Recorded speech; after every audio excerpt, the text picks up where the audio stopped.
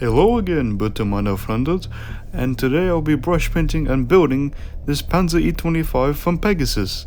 And as you can see, it came with two kits, or two models, from this one box at a fairly good price. And as you're about to see, the instruction sheet is just one simple piece of paper with just one short instruction.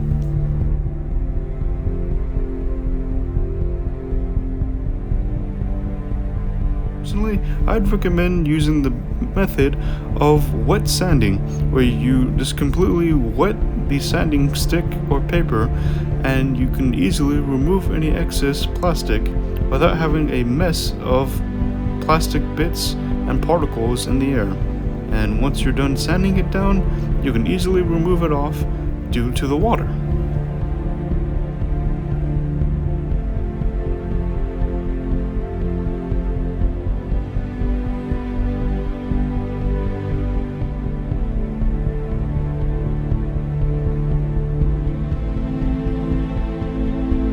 What's nice about this kit is that it has a nice feature of being only snap fit, and mainly the main hull and part of the tracks. But I still use liquid cement just to make sure that any of the parts don't break off. And the plastic was fairly thick, or even not as thin, so it actually felt right in between the perfect spot of not being too fragile and not being too thick.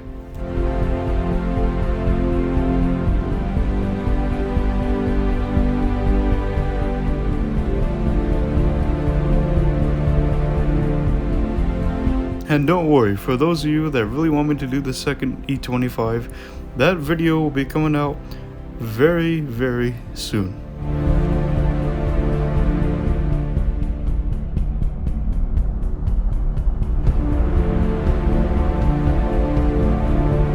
For priming the model, I brush painted on this liquid surface primer from Vallejo, and all you have to do is add a few drops of not too much but not too little, and usually 1 or 2 drops of water so that this paint doesn't dry so fast on you.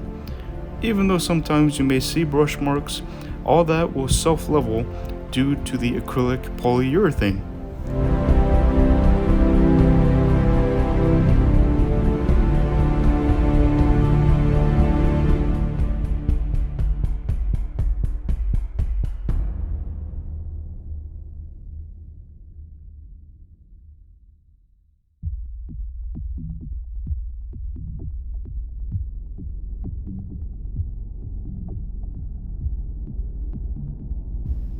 As we add on this red-brown paint, or even just red oxide paint, you want to make sure that you can go with this pass of just painting very quickly and having full coverage so that the acrylic polyurethane will cover it equally.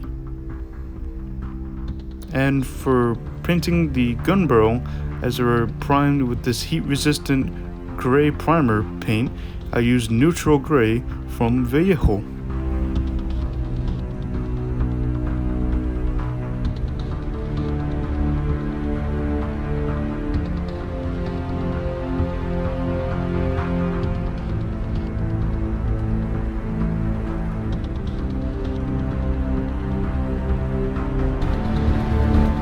Now time for some color modulation, or for some random variations of using this flat red and scarlet red, which is just a lighter version of red.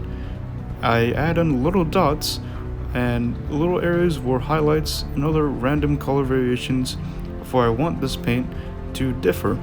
This will help base up and build our main colors, as later on I will mix in different colors to get a paler look tone to the paint, because as we later on add washes and weather this model, it will all be toned down.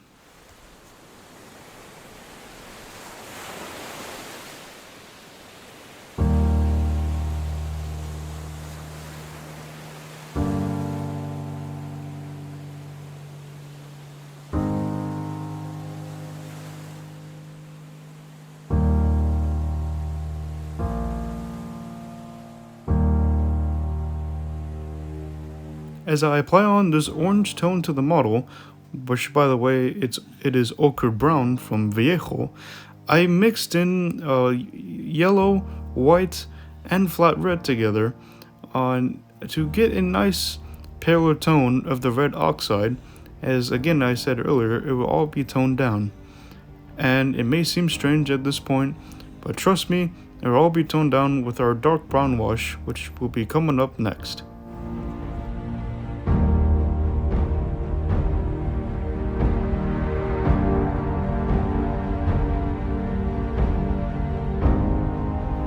And here I just basically mixed in dark yellow from a Viejo Modulation paint mixed in with white to get a nice paler looking tone of what the late war dark yellow would have looked like.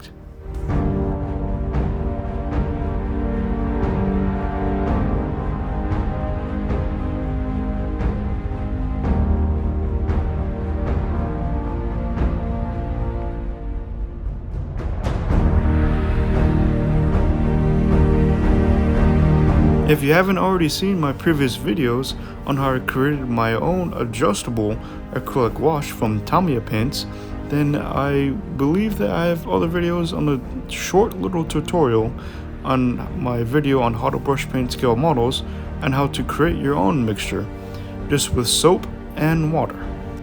Sorry if I didn't show you on me removing the excess paint, but here I just mixed in a little bit more white to the dark yellow mix to help overpower it and give me a nice pale chipping effect onto the Commander's cupola and the night vision or even rangefinder on the model. And for painting on the factory markings, I use ivory, which is like a cream white, as you can see here in this photo. Now we can begin brush painting on this. Either they would be using chalk or a whitewash that used on the winter whitewashes of some of their tanks to help give me factory markings of what a factory worker may have placed on for remembering to either work on a certain part or just for reference.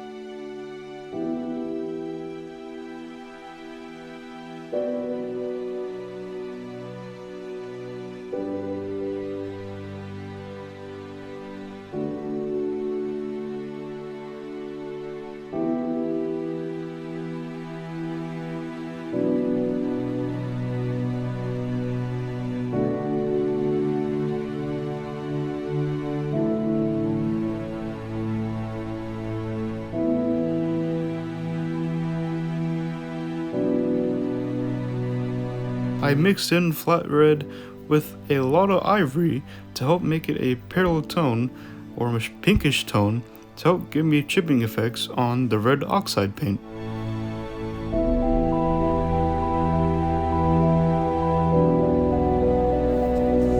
For a darker steel or more oxidized chipping effect, I use dark rust from Viejo to give me corners and edges where I think chipping will have occurred the most.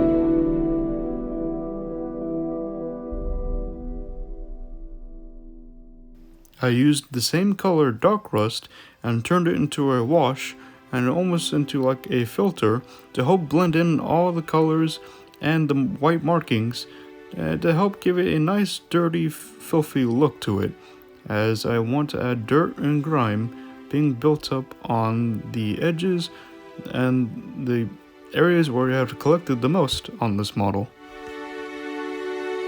To add more color variations in different tones, I had streaking rust from a life color paint, which is a nice yellow ochre or even just a darker yellow to help give me a nice edge of the areas where I think rust will run down from the model from over time.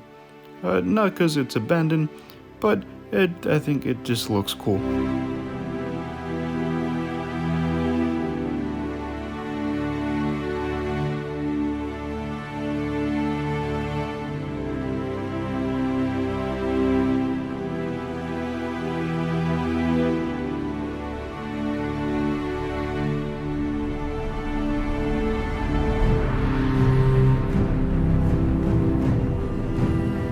For grease effects, I used their glossy paint mixed in with a glossy black and flat brown from Viejo to help give me these nice grease effects and wet stains that will be present on the tank.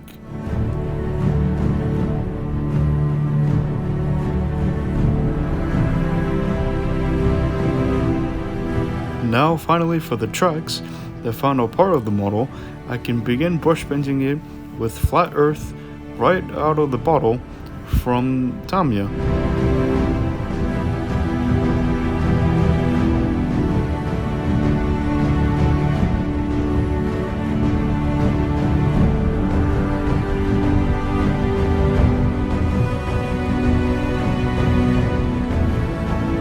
I also have another video on how I created my own adjustable textured paint from Tamiya paints once again, and I mix it with hard pastels, which is very important when mixing it because they act almost like pigments or stuff that you would buy from a bottle but at a cheaper price, and stuff that you can make your own and in your own colors.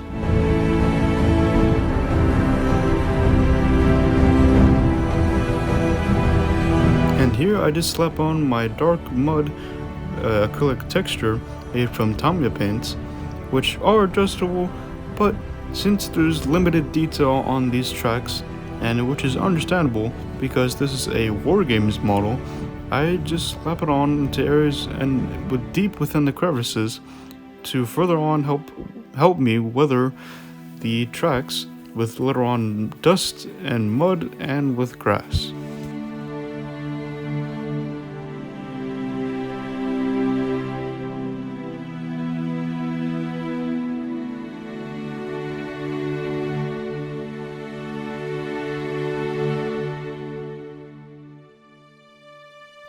I used a graphite stick to help get the edges of where heavy chipping will have happened on the edges of the tank, and steel would have been showing on the edges. And here I use splash mud and mud and grass for my wet effects on the tracks and other parts of the model.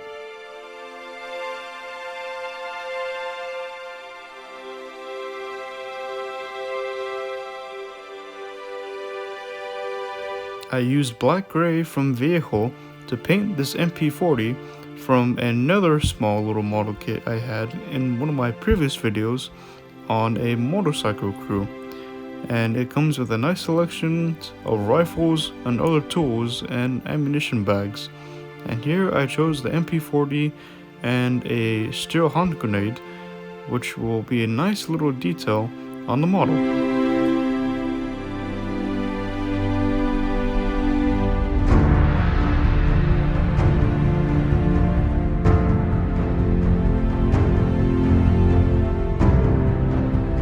I really hope you enjoyed this video, as I had a lot of fun brush painting and weathering this little 1/72 E-25, and let me know what you think of the model, and you will see his next twin in the other video. It will be coming out very soon.